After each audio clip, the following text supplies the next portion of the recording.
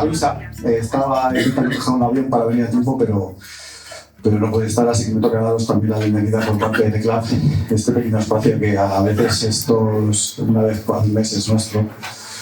A gusto veros como cada uno que ya ha escogido su sitio, ¿no? Este sillón es mío, esta ventanita, a mí que me la quiten, ¿no?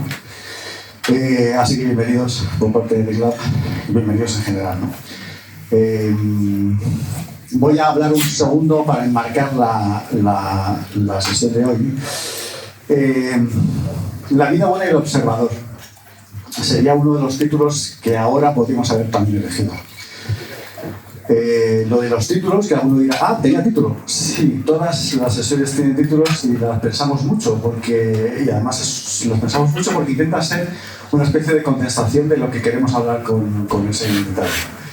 Y eso a veces es complicado porque no lo sabemos nosotros, no lo sabemos con antelación,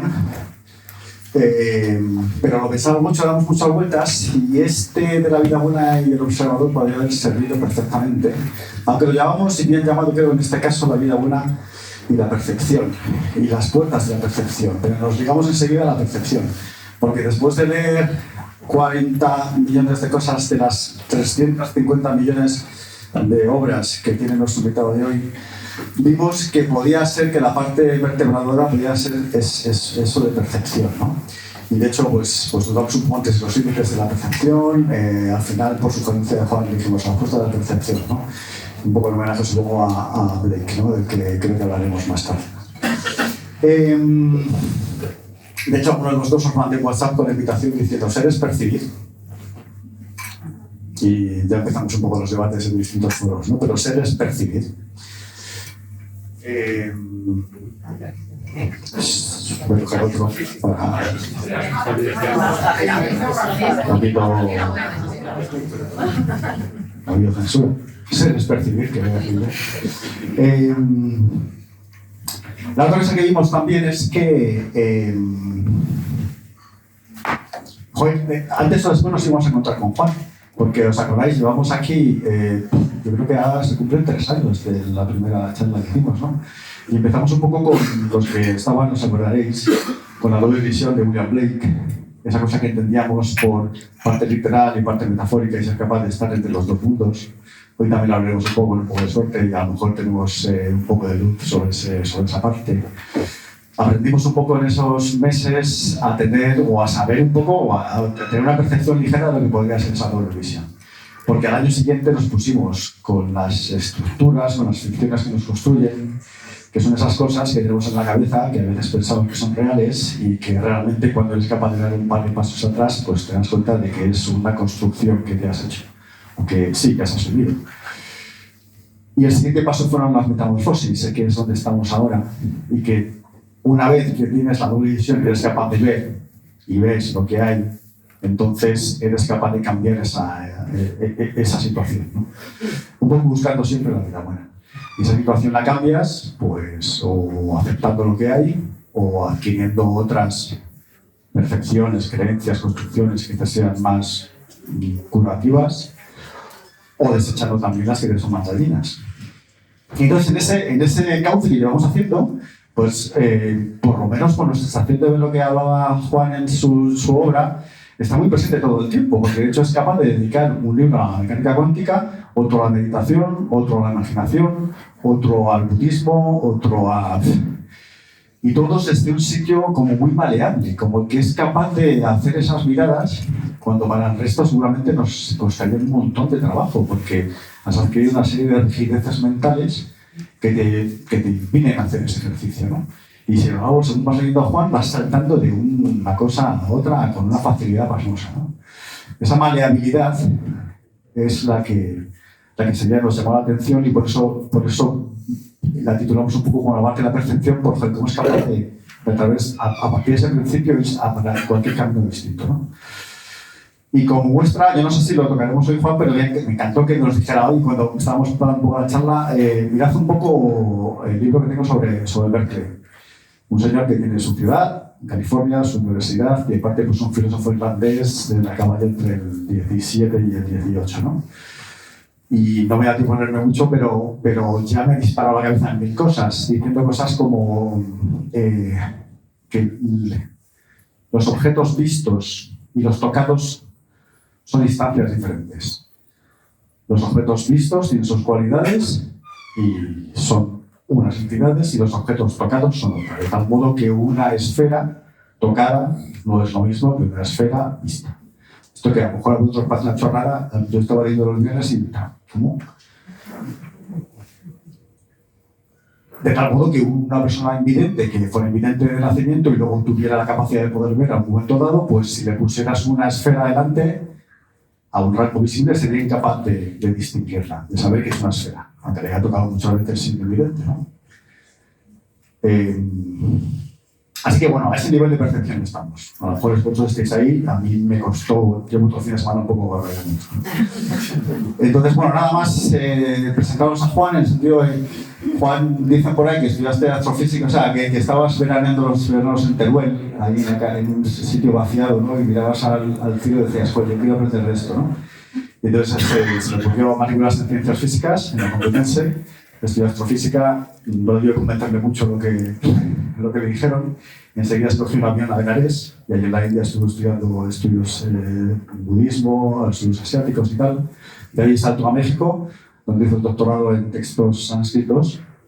De ahí se hizo profesor en la Universidad de Michigan y luego ya volvió a España, ya estaba en Barcelona, en Valencia y ahora mismo está en la Complutense en Madrid dando clases de filosofía. Y bueno, pues ahí le hemos comentado un poco ese rollo de la vida buena, de si las metamorfosis, que si William Blake, que si las ficciones que los construyen y tal. Entonces, no sé si te da esto pie a la pregunta esta de desde la percepción es donde tenemos que empezar. Gracias, Antonio. Gracias a todos por estar aquí. Voy a moverme un poco porque estoy un poco nervioso. Bueno, es un placer estar aquí, es maravilloso ver tanta gente. No sé si venís por el vino o por la filosofía, pero las dos cosas. Las puertas de la percepción, bueno, las referencias son el grupo de música. La frase es de William Blake, pero la frase la hace famosa Huxley, que escribe un libro sobre el LSD, sobre los efectos del LSD, que se llama Las puertas de la percepción, un libro muy recomendable. Y luego ese libro tiene una especie de apéndice que se llama Cielo e Infierno, que es fantástico. Aprovecho para recomendarlo. Entonces, bueno, sí, efectivamente, el origen de todo esto es ser percibido. Ser percibido. ¿Qué va a ser si no es percibido? ¿Qué podría ser si no es percibido? Mirado en esos límites. Exacto.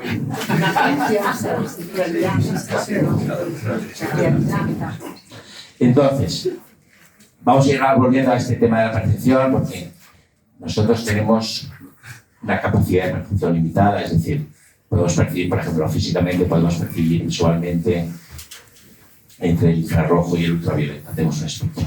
Cuando uno toma sustancias psicodélicas o en ciertos estados de meditación, ese espectro de visión puede ampliarse. Pero somos seres finitos, con lo cual nuestra percepción siempre va a ser limitada. Hace poco se hizo un experimento. No pensaba empezar por aquí, pero me puedo acordar, porque un poco el modelo filosófico que yo voy a proponer, que está en la meditación soleada, es una idea muy antigua, es una idea pagana, es la idea de que todo percibe y siente. Aquí todo percibe y siente.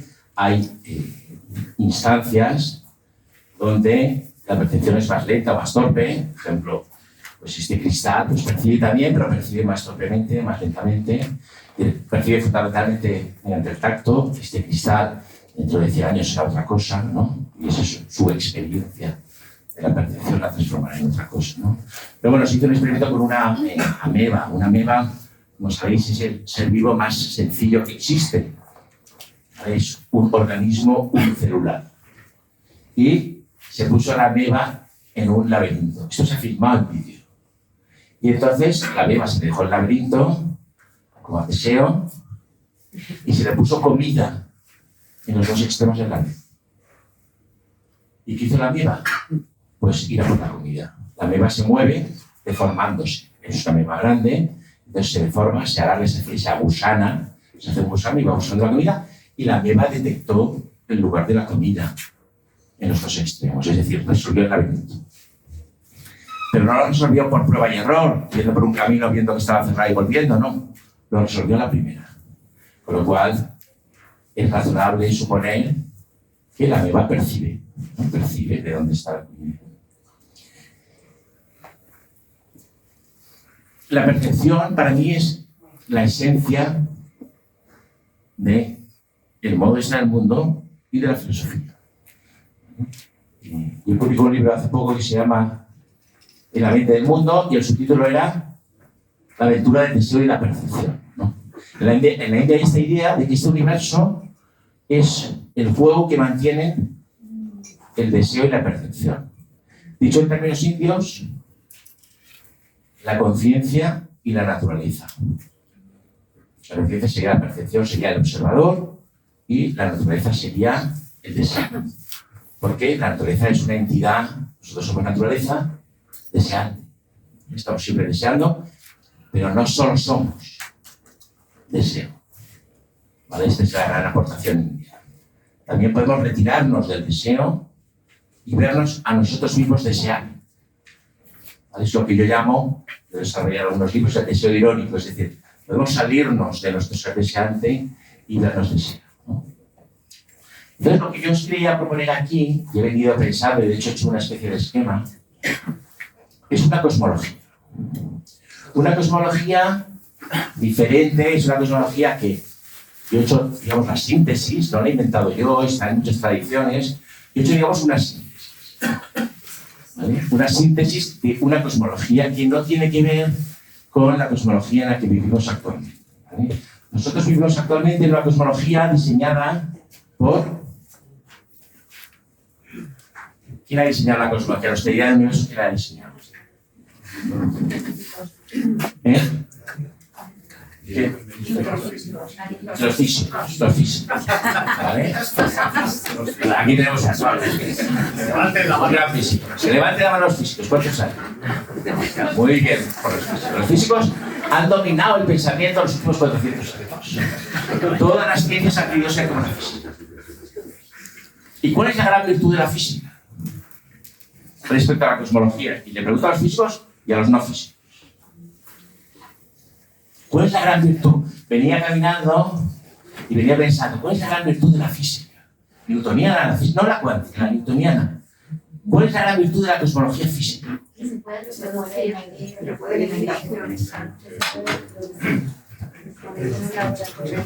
Que no sea una huida. ¿Cuál es la gran virtud?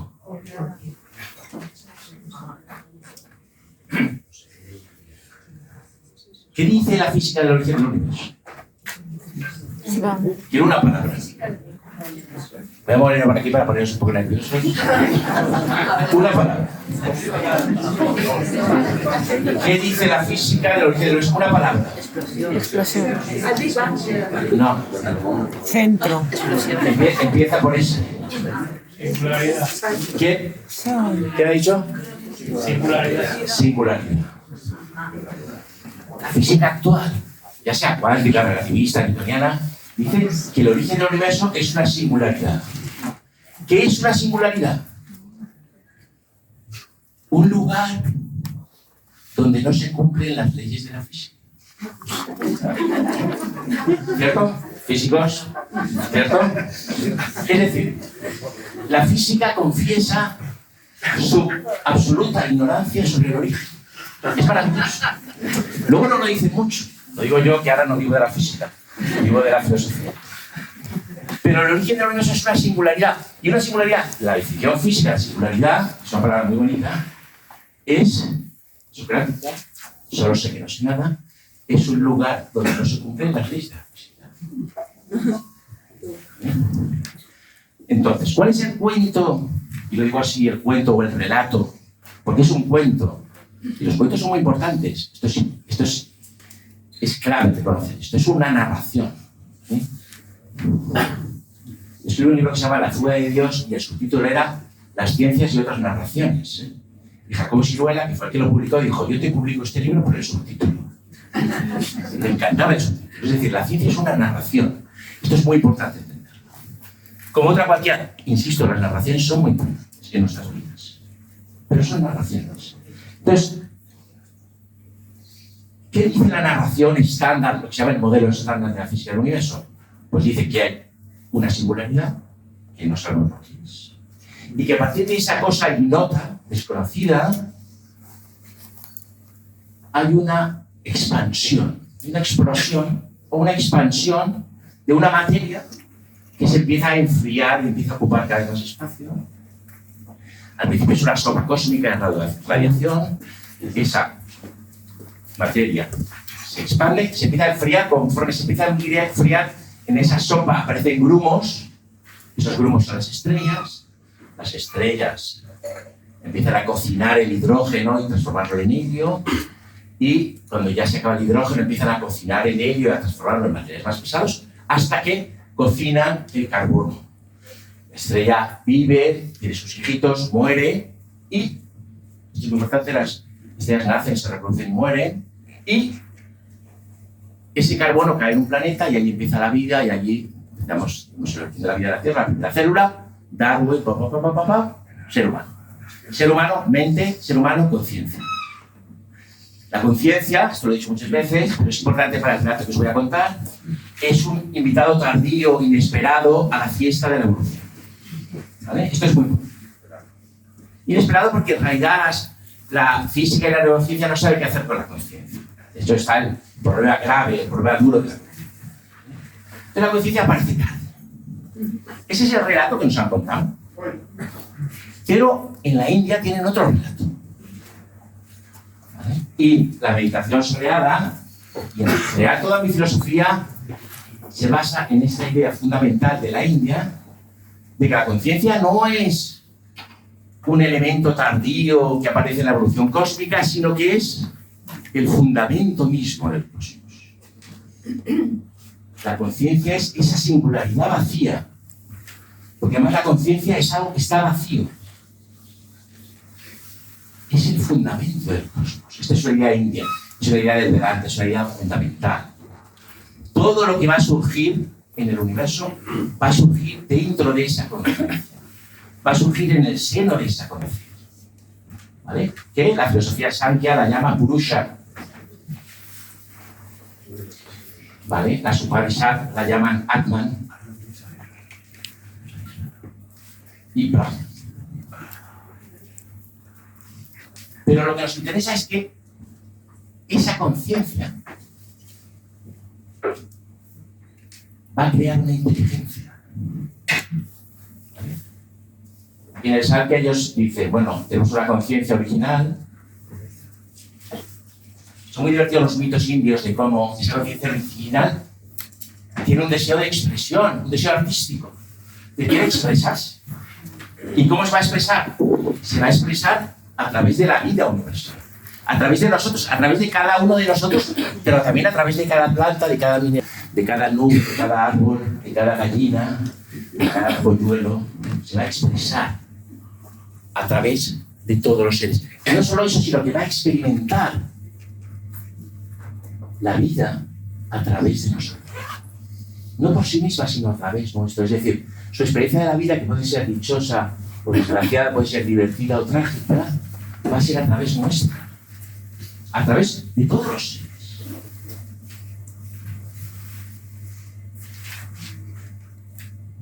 Entonces, es muy divertido en las Upanishads, hay varios de estos mitos de, bueno, esa conciencia estaba sola y de repente, pues, sintió cierta inquietud, sintió miedo, dijo, bueno, ¿miedo de quién? Si solo estoy yo. Sintió un deseo de expresión, hay una voluntad de expresión, hay una voluntad artística en esa conciencia original, que va a crear, y este es el modelo, ya digamos, este es un modelo que he diseñado yo, pero insisto, tomando pensado todas estas metáforas, todas estas ideas, va a originar un campo vibratorio, un campo sonoro vibratorio.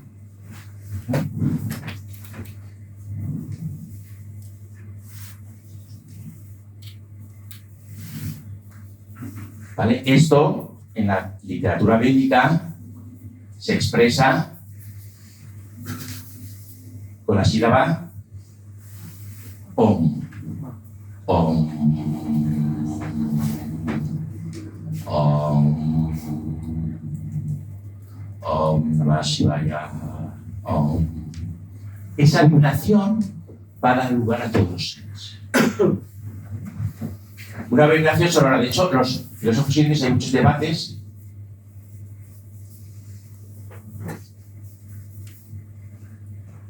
donde se debate si el sonido es eterno o no es eterno. En la India en general, el sonido está por encima de la luz. El sonido crea la luz. Es una idea muy interesante y creo que los diferencia la civilización occidental, grecorromana, la hebrea. Por Platón, fundamentalmente, la luz es fundamental. El ethos, ¿vale? Las ideas, es algo que se puede ver. Son imágenes. ¿Vale? Aristóteles dirá, percibimos con imágenes, con fantasmata. ¿Vale? En la India no, en la India el sonido es anterior a la luz. Anterior a la luz. Un campo vibratorio. Un campo de percepción. ¿Vale? En el modelo que yo presento en la meditación soleada, que es un modelo hecho, digamos, a partir de 4 tradiciones, una de ellas es la tradición védica, también la tradición budista, otra de ellas es la fenomenología europea, otra de ellas es la filosofía de la ciencia,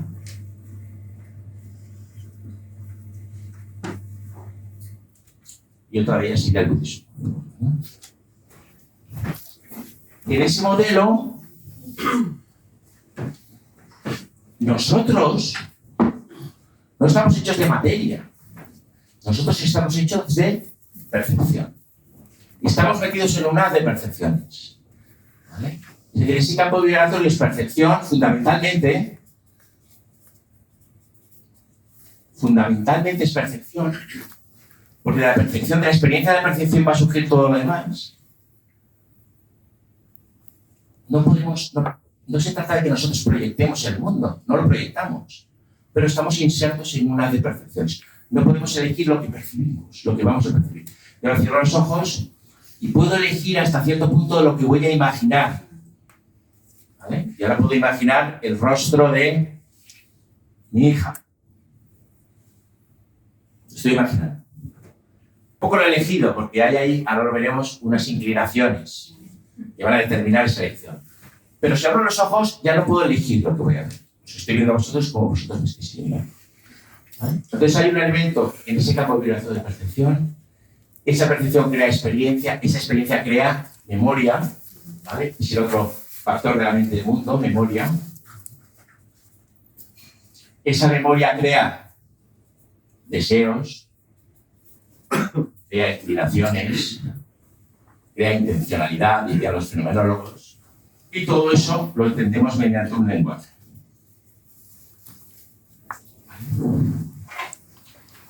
Esos 4 elementos, y esto es fundamental, no son nuestros, no son privativos nuestros, nosotros estamos hechos de ellos. Nosotros somos dentro de ese campo vibratorio una especie de remolino de esa vibración hecha de memoria, intención, lenguaje y percepción. Y entonces uno diría, no, esto es un disparate. Nosotros estamos hechos de átomos. Estamos hechos de materia. ¿Pero qué está diciendo este señor?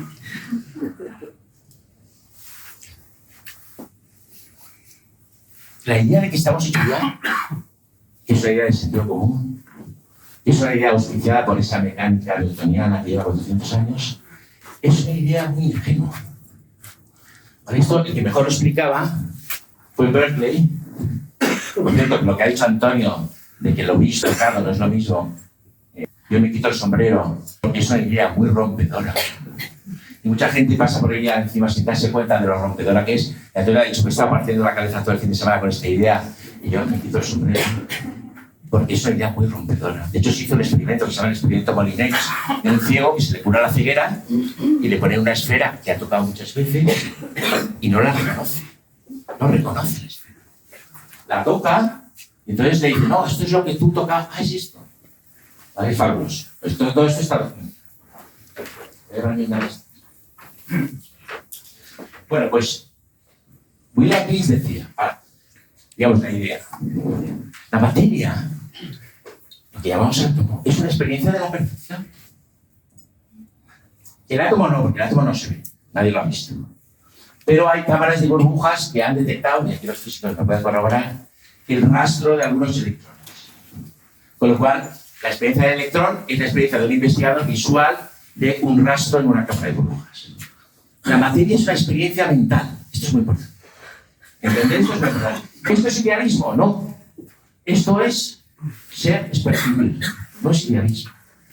La materia es una experiencia mental.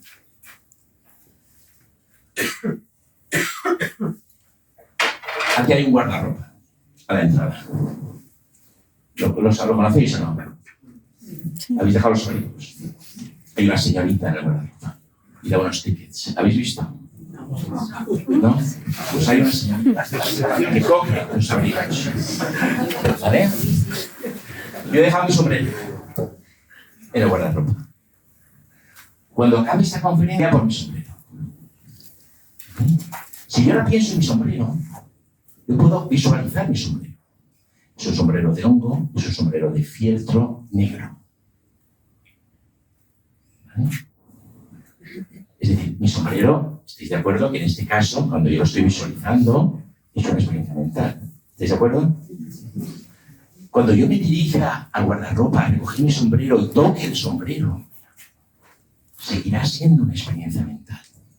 Seguirá siendo una experiencia de la percepción, en este caso del tacto y de la vista. Yo tocaré mi sombrero, veré mi sombrero, pero mi sombrero tiene la misma naturaleza cuando lo recoja en el guardarropa que ahora que lo estoy evocando en mi cabeza. Es una idea extraordinaria. Es decir, toda nuestra experiencia de la materia es una experiencia de la percepción. Fundamentalmente del tacto.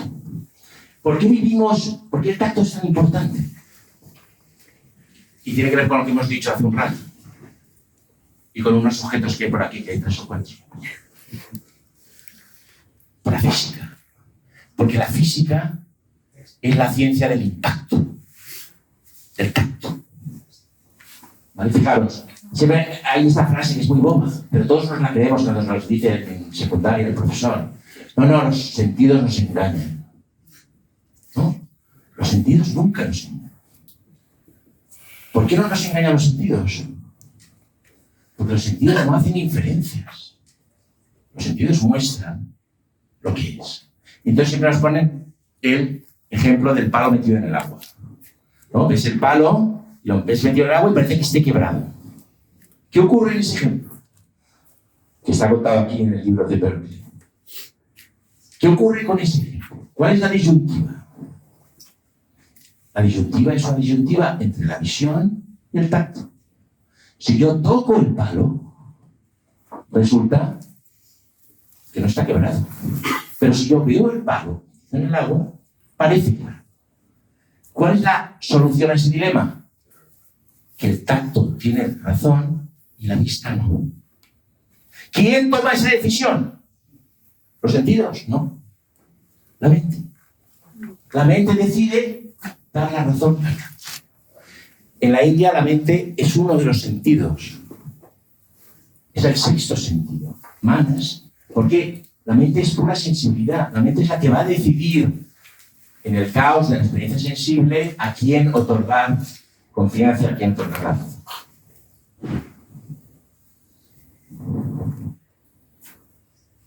La materia es una experiencia mental. Y luego puede venir un positivista y decirnos, no, el mundo está hecho de átomos, y está hecho de partículas, y está hecho de interacciones físicas. Pero todo eso, como diría Schopenhauer, es una representación, es un relato más. Es un relato que a nosotros como civilización nos ha dado muchos réditos. Hemos dominado el mundo gracias a gracias a Newton, gracias a la física. Curiosamente, eso aparece en la fuga de Dios. Newton no era newtoniano. ¿Qué quiere decir esto?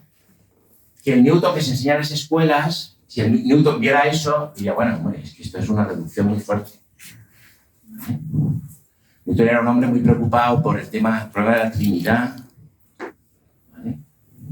Él era un unitarista que nunca salió del armario porque eran perseguidos. y era un hombre muy preocupado por la alquimia. Le interesaba mucho más la alquimia que la física matemática, pero lo que, digamos, el pozo que deja en la historia es su física matemática, su principio de matemática y sobre todo el postulado número 8, el axioma número 8 de los principios de matemática, que dice, bueno, si yo quiero medir el movimiento ha sido siempre un problema.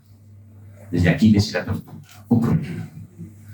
Y entonces dice, bueno, yo si quiero medir el movimiento, yo necesito, y lo postula como axioma, lo da por supuesto, dice, esto no se puede demostrar, pero yo necesito un espacio y tiempo absoluto.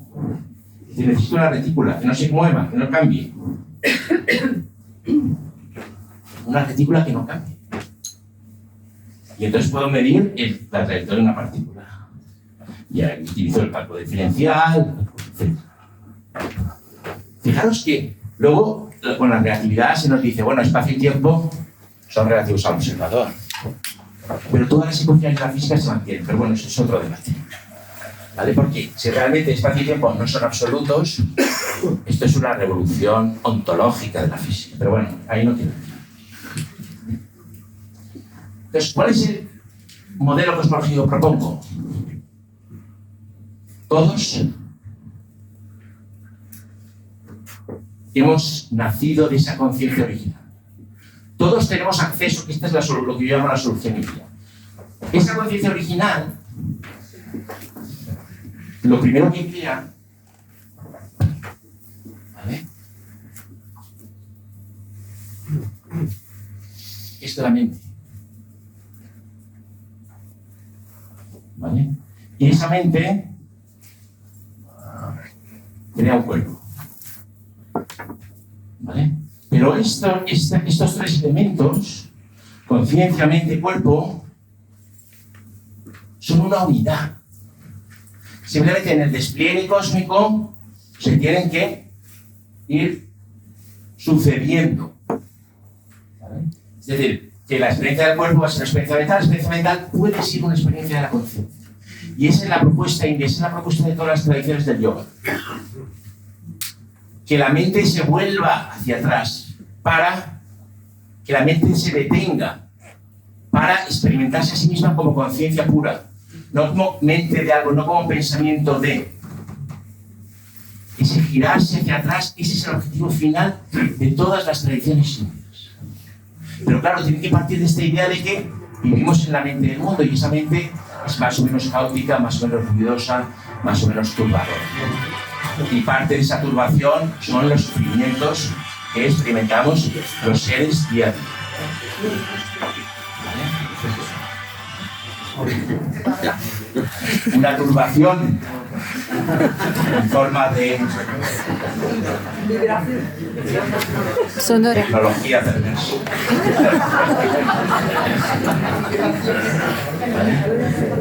Que es la que nos va a llevar, bueno, ya se ha iniciado la invasión algorítmica, ¿no? La guía, invasión algorítmica ya.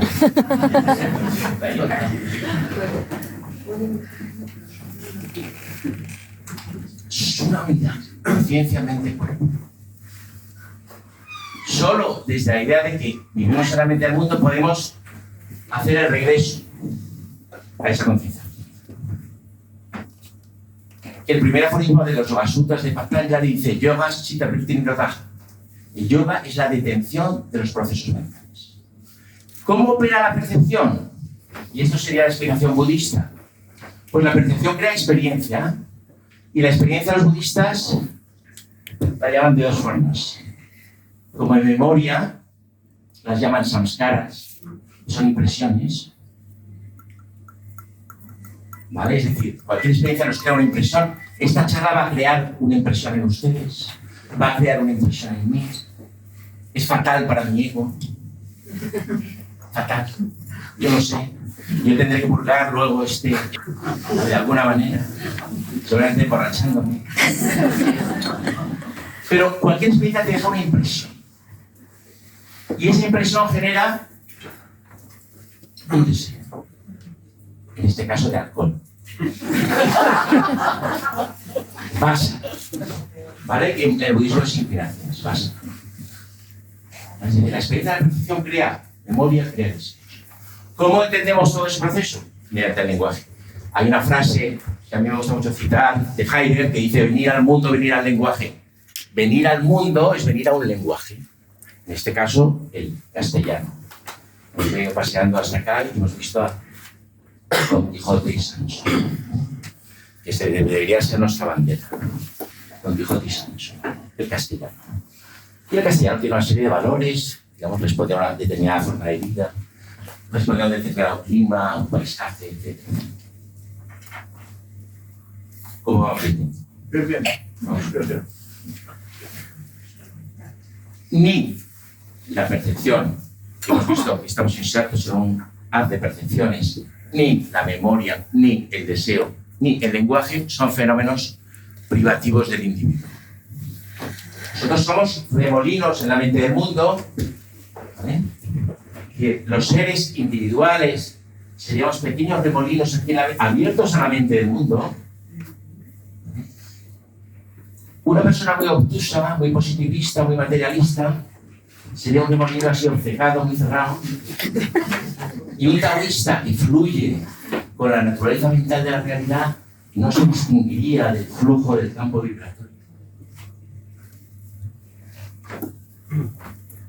Pero estamos siempre en la mente. Pero siempre tenemos la posibilidad, y esta es la gran enseñanza, es lo que yo llamo la solución india, de esa mente que nos causa tanto dolor, porque todos los dolores son mentales y todas las enfermedades son mentales. Todas. Es posible, digamos, amortiguar, detener, ralentizar esa actividad. Distanciarse uno mismo de sus propios pensamientos. La mente, esto lo decía Ramana Maharshi, que es un santo de la India del siglo pasado, la que yo he estudiado últimamente, decía la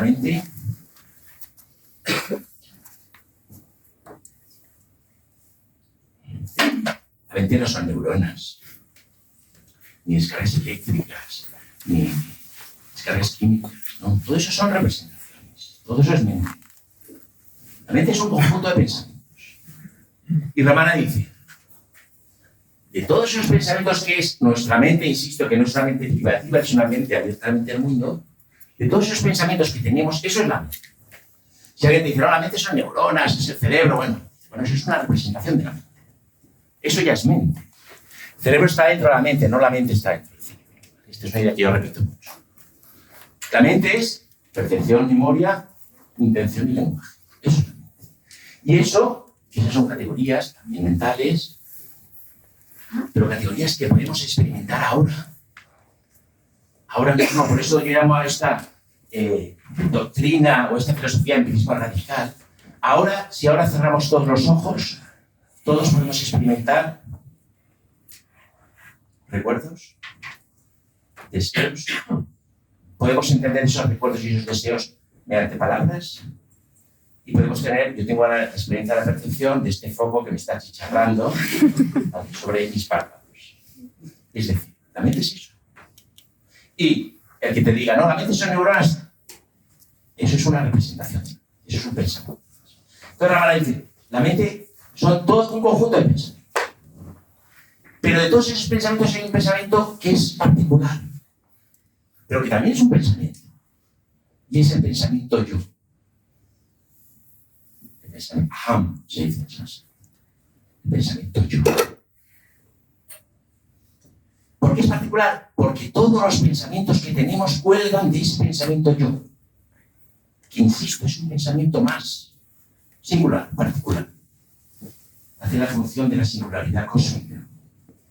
Si nosotros podemos apaciguar todos los pensamientos y aislar el pensamiento yo, entonces tenemos la experiencia del origen, la experiencia del aura.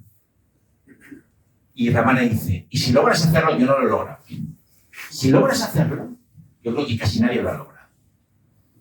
Pero si logras hacerlo, lo que Ramana dice, que Ramana supuestamente lo ha logrado, entonces la conciencia original tomará el lugar del pensamiento yo, y eso es lo que los hindúes llaman nirvital personal.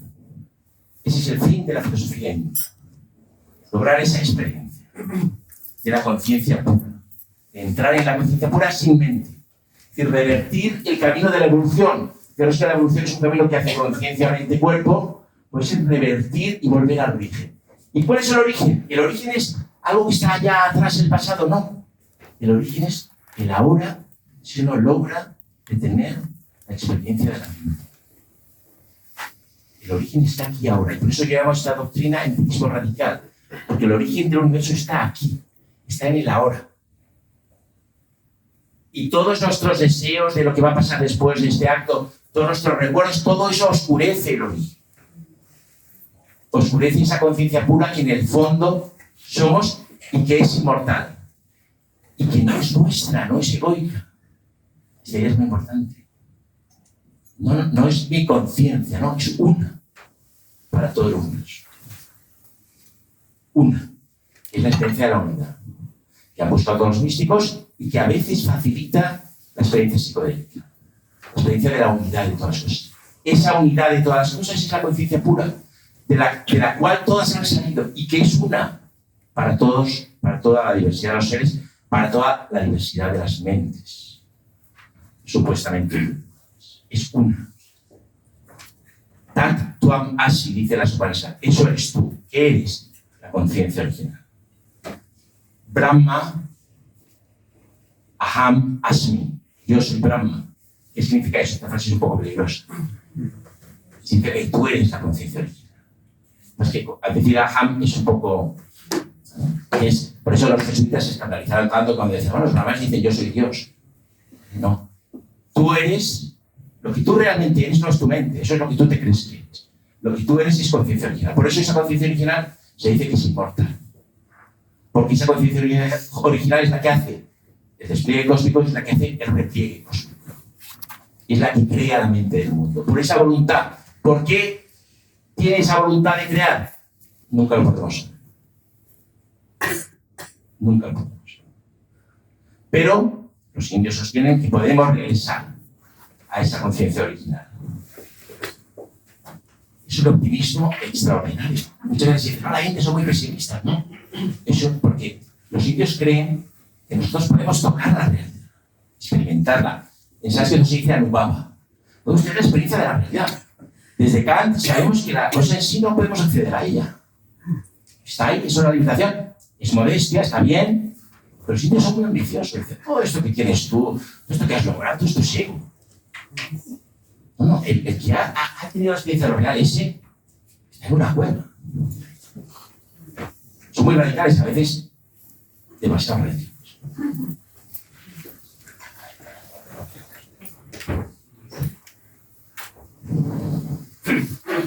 Empirismo radical y mente extendida. Estas son las dos ideas que me gustaría que nos lleváramos a casa. Empirismo radical, es decir, el origen del universo está en el ahora, y el ahora es percepción, memoria, intención y lenguaje, y esa percepción, memoria, intención y lenguaje forma parte de la mente del mundo, forma parte de la mente extendida. Una mente que no es solo nuestra. Ahora seguimos, pero vamos a dar un aplauso, parece.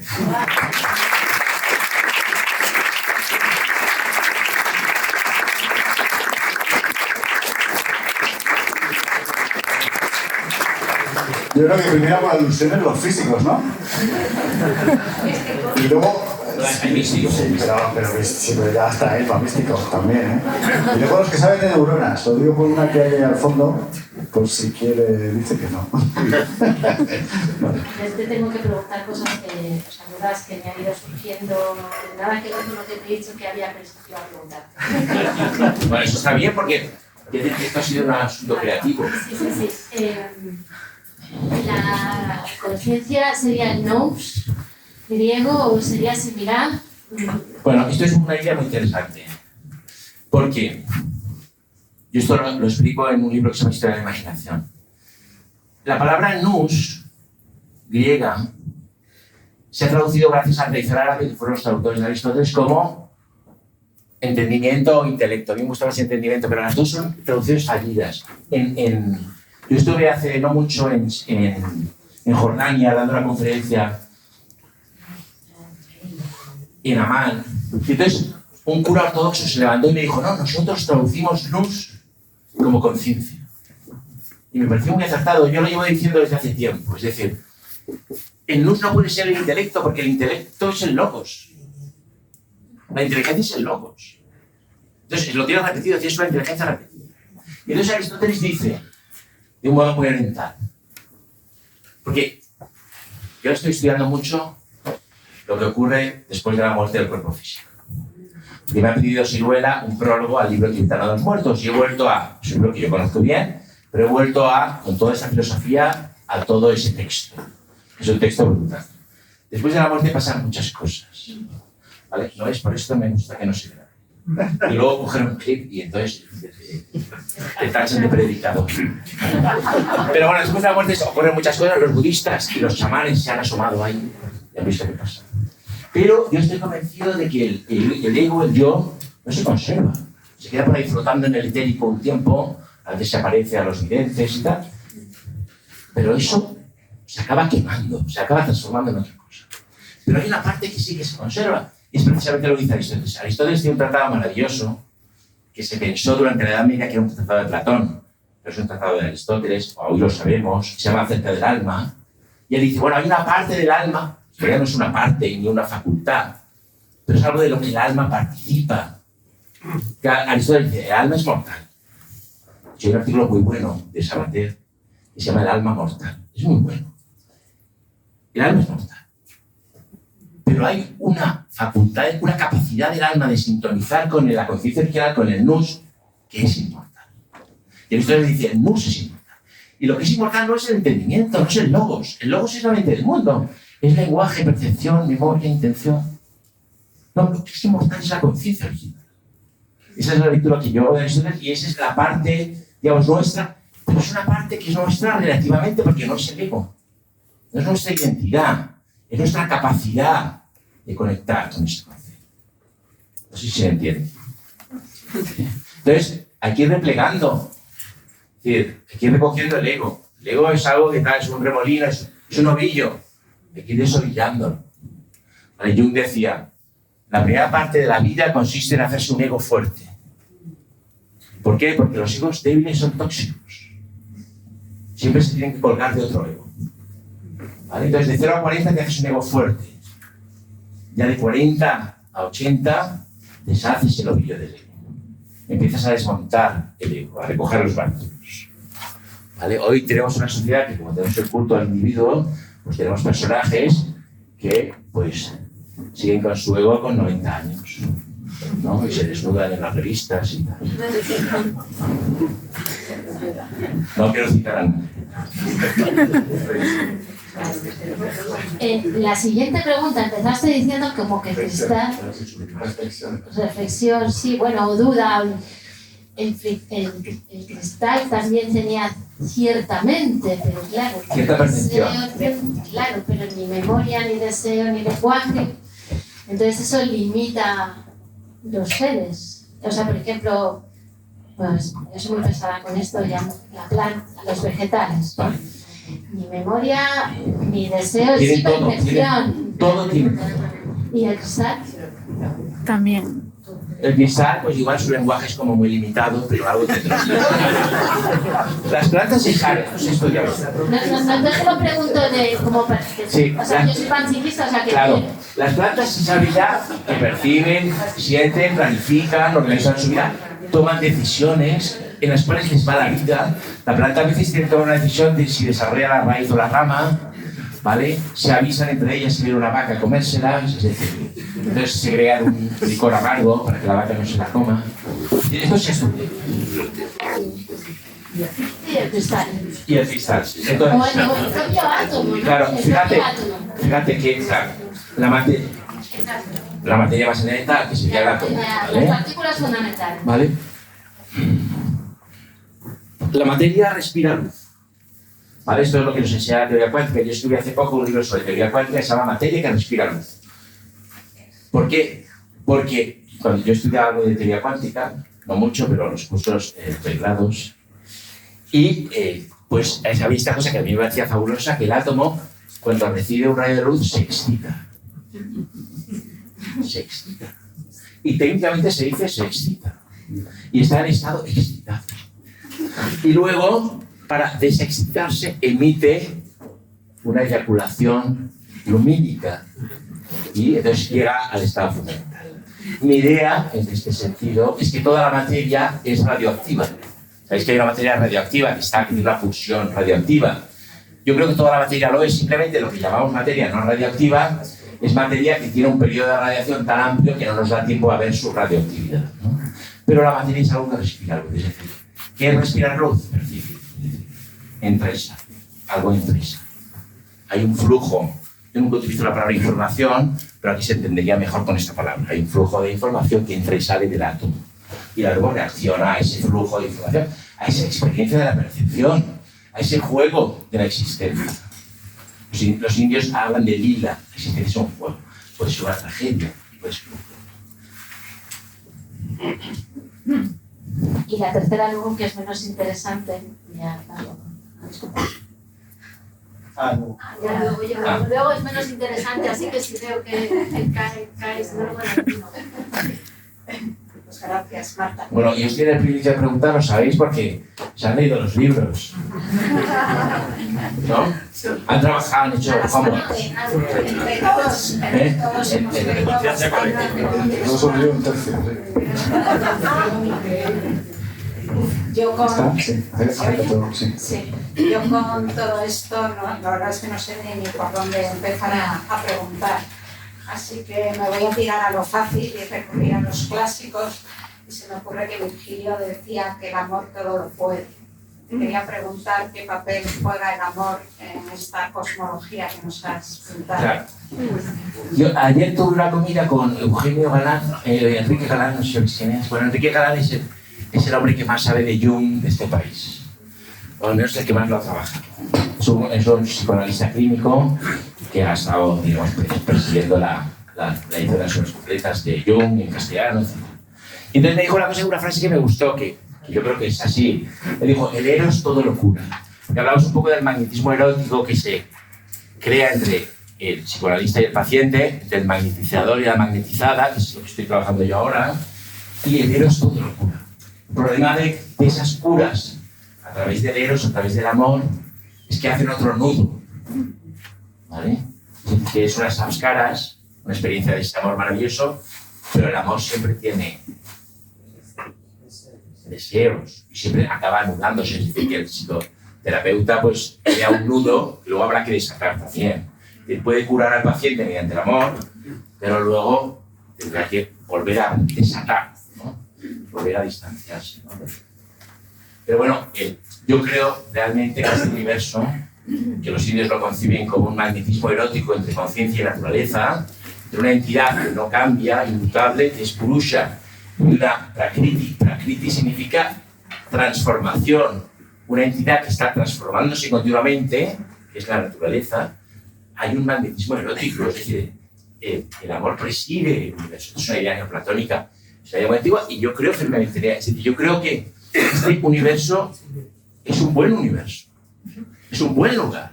Y da igual que haya estos tiranos, no quiero nombrarlos, que están haciéndose con el mundo y están haciendo toda esta, digamos, lotería de calamidades. Pero este es un buen universo. Y está presidido por el amor. Para mí esto es fundamental. Entonces, bueno, hay que relajarse un poco. Con todo esto que viene. Ahora viene un físico de los... ¿no? Sí, bueno, mi pregunta sí es pero bueno, el físico un poco místico. O sea que yo puedo entender e imaginar la experiencia mística donde tengas una conexión con algo trascendente, una conciencia cósmica, o como quieras llamarlo, pero a la hora de teorizar, yo en lo que has expuesto, no puedo evitar ver un cierto antropocentrismo, o sea, que al final es proyectar muchas cosas propias del ser humano, bueno, lenguaje, aunque puede haber... Pero estamos diciendo que las plantas y que todo percibe, es decir, no solo los hombres, ¿no? Es decir, estamos diciendo desde el primer momento que todo percibe y siente, no solo nosotros. Hombre, nosotros somos los que articulamos este discurso con nuestro lenguaje y con nuestras tradiciones filosóficas, pero un discurso que sostiene que la planta, la nube, el árbol percibe, recuerda, desea y de algún modo codifica la realidad y la interpreta con un lenguaje, no puede ser antropocéntrico. Pero al utilizar estas expresiones para la materia o para los seres vivos, no estás en el fondo poniendo al ser humano como en un cierto nivel superior. No, precisamente la idea, vamos a ver, la idea de dominar la Tierra, bueno, esto está en el Génesis. No, lo tuvo la propia teoría. Sí, pero esa idea semítica de, bueno, aquí está el reino animal, aquí está la Tierra, sírvete de ella, que es el mandato que da Yahvé a Adán, serviros, que es el fundamento de la civilización occidental, porque es bueno, nosotros vamos a servir de todos los recursos para expandirnos como civilización, para sentarnos y para dominar el mundo. Claro, el panteísta o el panpsiquista, necesariamente, porque es una tradición muy indígena, está en los indígenas de Latinoamérica, pues también en la India, tiene otro tipo de relación con la naturaleza. Tú hablas con un chamán de Amazonas, yo el otro día vi a un antropólogo que se trajo un chamán, y el chamán todo el rato estaba diciendo, un chamán de Amazonas se lo trajo aquí a Barcelona, y bueno, esto es tuyo, ¿para qué tienes tanta cosa si tú en 10 años estás muerto? Es decir, son gente que está acostumbrada a no tener, tiene otro tipo de relación con el entorno. Es decir, yo lo veo muy poco antropocéntrico y muy poco logocéntrico. No sé. Pero es verdad que respirar es una cosa... Bueno, todo respira, las plantas respiran, todo respira, el átomo respira, la materia respira. Respirar no es más que un acopio de energía y una transformación de esa energía, en este caso en energía psíquica. De hecho, la respiración es el mecanismo. Para la India hay dos formas de controlar la mente. Una es mediante la respiración, la otra es mediante la palabra, mediante la recitación, mediante el mantra. Es decir, pues, si tú quieres controlar tu mente, tú controla tu respiración, atiende a tu respiración y repite una frase, un mantra, un verso. Entonces no es otra forma de describir las interacciones de la materia con la luz o con lo que sea alternativa. Bueno, igual que la equivalente a la física, pero digamos con un lenguaje que hace más referencia a las experiencias humanas. No, a la experiencia en general, a la experiencia. Por eso es un empirismo. Porque la percepción es una experiencia general, no solo del hombre. Y la memoria también, y el deseo también, y el enojo. Creo que eso se puede hacer toda no una física, pero toda una interpretación de la teórica, digamos, de la materia y de la historia del universo. Desde este modelo, sí, es la meditación sobre el eso. De una forma sistemática. De una forma... Yo presenté este libro con Javier Gomá en la librería Alberti, y dijo, este no es un libro de argumentación, este es un libro de sabiduría. Es decir, que no se argumenta. Es un libro descriptivo, pero es un sistema. La física es una ciencia.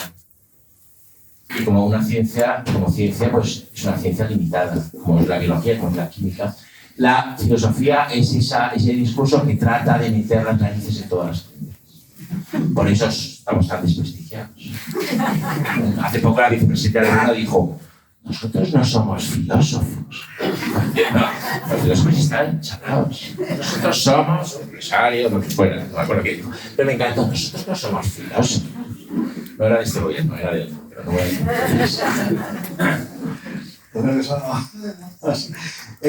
Seguro que los que saben de neuronas no quieren hablar, ¿no? Ya es que tenemos por aquí a una de las ponentes que estuvo la semana pasada. Bueno, es igual. Pero tenemos por aquí a Manuel, que estuvo al principio de los tiempos. Vamos a ver. Creo que voy a tener porque sale más. Mucha tela que cortar en todo esto.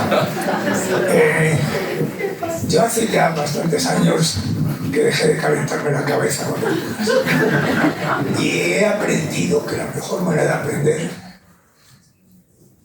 el ideograma chino para el sabio es una oreja, no es una boca. Claro, muy sabios, es muy taoístas. Es una oreja. Escuchar. Yo he aprendido en los últimos años escuchando mucho más que en 70 años leyendo. Y con esto que planteaba... Bueno, pero leer también puedes leer con la boca cerrada. También puedes leer con la boca cerrada. Leer es una experiencia visual. Mi abuela, como los primeros que empezaron a leer cuando salió la imprenta y tal, leían en voz alta, porque no concebían que se pudiera leer para dentro. No, de hecho, Dickens educó a toda la clase trabajadora inglesa porque las novelas de Dickens se leían en las cocinas de los señores en voz alta, para la gente que no sabía leer. Y todavía se recuerda la memoria. Yo estuve hace poco con una antropóloga de la Universidad de Austin, en Texas, que hizo un trabajo precioso sobre las trabajadoras de la tabacalera cubana, que ponían a leer a una para mientras todas que entretuvieran todas las demás que estaban ahí liando los puros y no sabían leer. Y se hace también cuando comen los monjes en el refectorio. El refectorio. Bueno, yo Que lo se lee en latín. Yo Estuve en Montserrat hace poco y lo viví, ¿no? Leen en latín. Nadie se entera de nada, pero para los de fuera impresionante. Ahora estoy empezando a entrar, me estoy aprendiendo latín, yo soy matemático de formación, pero para poder, bueno, y es igual. Cuando hablabais al principio de la incompatibilidad o la contradicción, o por lo menos la oposición entre vista y tacto, lo del palito que se tuerce y todo, la refracción de la luz, yo hubo un tiempo que estudié algo sobre la historia de los sentidos, de las percepciones. Y una cosa que me chocaba, y por eso digo lo de escuchar, era lo del mal de ojo, por ejemplo. El mal de ojo no era un mal del observador, del ojo del observador. Era un mal que el ojo del observador echaba sobre lo observado. Le ha echado el mal del ojo. Es decir, durante mucho tiempo el ojo tocaba. No es que toca. Es que toca. Es que toca, claro que toca. Y es que nuestro lenguaje, por eso digo yo lo de escuchar al lenguaje, porque el más sabio es el lenguaje. El lenguaje hablado, no el lenguaje de los libros. Hoy hay cantidad de rastros en nuestro propio lenguaje y en nuestras propias expresiones que nos dice que en el fondo pensamos que el ojo toca. Y hablamos, por ejemplo, esto lo dice Platón. Se la comía con los ojos, o se lo come con los ojos. No solo toca, sino que se devora, el ojo devora. El mal de ojo actúa sobre las cosas. O sea que realmente hay una especie de sintonía entre los sentidos. Unos se alimentan con otros y es interesante. Yo te veo muy taoísta. Bueno, la tesis doctoral la hice sobre matemática en China, o sea que algo de taoísmo me habrá quedado. Déjame decir dos cosas de lo que he dicho. Una, esto lo dice alguien, yo cuando, ya no recuerdo quién ha dicho una cita, siempre se la atribuyó a Horacio. Que lo dijo Horacio, pero no es de Horacio. La matemática es una ciencia incolora. Esto es muy importante para mí. En la matemática no hay colores. ¿Vale? También es una ciencia que no huele. ¿Vale? Y la geometría es una ciencia visual, pero la matemática tampoco se oye. La matemática es una ciencia maravillosa porque no es exacta. Hace tiempo, en la época de mi madre, decía, no, estoy estudiando exactas. Era un sinónimo de matemáticas. Pero la matemática es fabulosa porque no es exacta, porque tiene números irracionales, porque es inexacta, por eso es tan poderosa. Pero la matemática, y esto lo he dicho en muchas charlas, ha dominado el pensamiento moderno desde que Galileo dijo la naturaleza habla el lenguaje de las matemáticas. ¿Vale? Esto ha sido desmentido por Niels Bohr y por el principio de complementariedad. Y Niels Bohr dice, bueno, la naturaleza habla el lenguaje con el que tú le preguntes. Si tú le preguntas matemáticamente, la naturaleza va a responder matemáticamente. Si tú le preguntas poéticamente, la naturaleza va a responder poéticamente. Si le preguntas filosóficamente, si le preguntas biológicamente. Es decir, la naturaleza no habla ningún lenguaje y los habla todos y tiene esa cortesía de responderte en el lenguaje con el que tú le preguntas. Eso por un